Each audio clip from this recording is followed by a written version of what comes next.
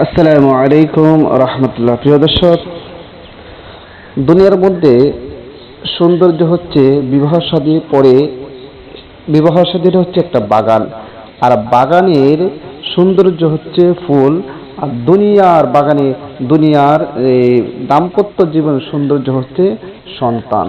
হ্যাঁ প্রিয় দর্শক, এই সন্তান হওয়ার পর যদি না হয় অনেক একটি মানে কষ্ট, আবার হওয়ার পরেও অনেক সমস্যা। কি সমস্যা? যা দলের সন্তান কথা শুনি না, তাদের মন মতো চলে, তারা যেখানে ইচ্ছা সেখানে অবাধে চলাফেরা করে, এরকম একটি পরিস্থিতির মধ্যে পড়তে হয়।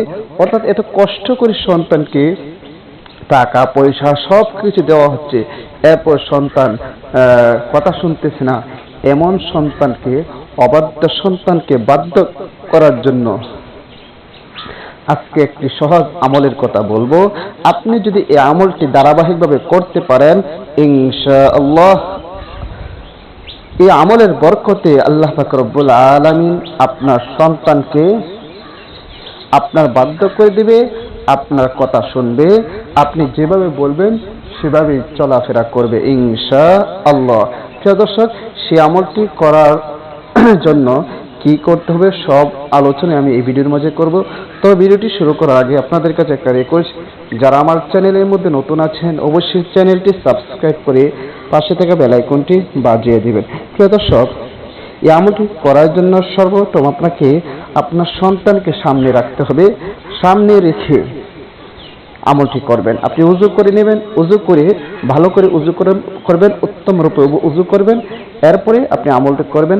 পবিত্র হয়ে কাজটি করলে সেই কাজের গ্রহণযোগ্যতা এবং সেই কাজের পাওয়ার অনেক বেড়ে যায়। এই জন্য পবিত্র হয়ে আপনি কাজটি করবেন।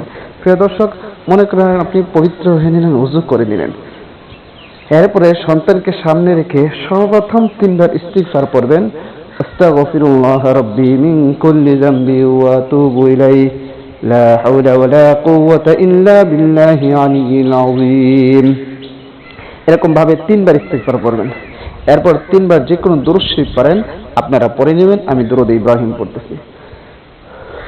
আল্লাহুম্মা সাল্লি আলা মুহাম্মাদিন ওয়া আলা আলি মুহাম্মাদ কামা সাল্লাইতা আলা ইব্রাহিম ওয়া আলা আলি ইব্রাহিম ইন্নাকা হামিদুম মাজিদ। اللهم بارك على محمد وعلى آل محمد كما باركت على إبراهيم وعلى آل إبراهيم إنك حميد مجيد। এরকম ভাবে 3 বার ইস্তিগফার এবং 3 বার দুরূদ শরীফ পড়ার পর এরপরে আপনার ছেলের মাথার মাঝে হাতটি রাখবেন, রেখে পড়বেন মহান আল্লাহ পাক রব্বুল আলামিনের একটি সিফতি নাম।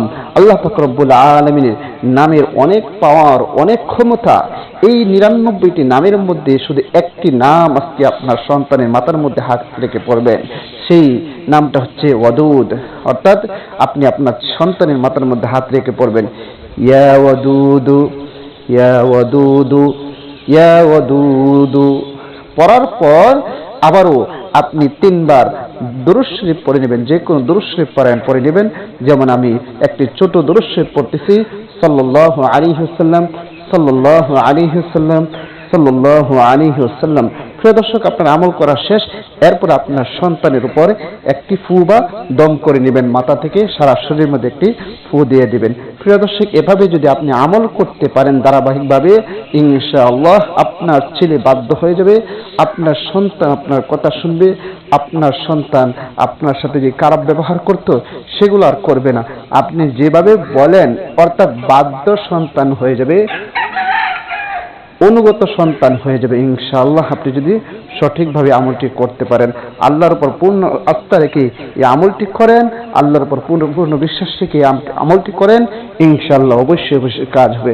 প্রিয় দর্শক, ভিডিওটা বেশি করে শেয়ার করে দেবেন, কারণ এই সমস্যার মধ্যে অনেকেই ভুগতেছে যে নিজেদের সন্তানেরা কথা শুনতেছে না, টাকা পয়সা এদিক সেদিক খরচ করতেছে, এমন অবাধ্য হয়ে গিয়েছে।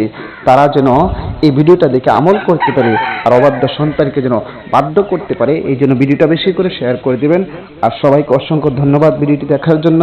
আসসালামু আলাইকুম ওয়া রাহমাতুল্লাহ।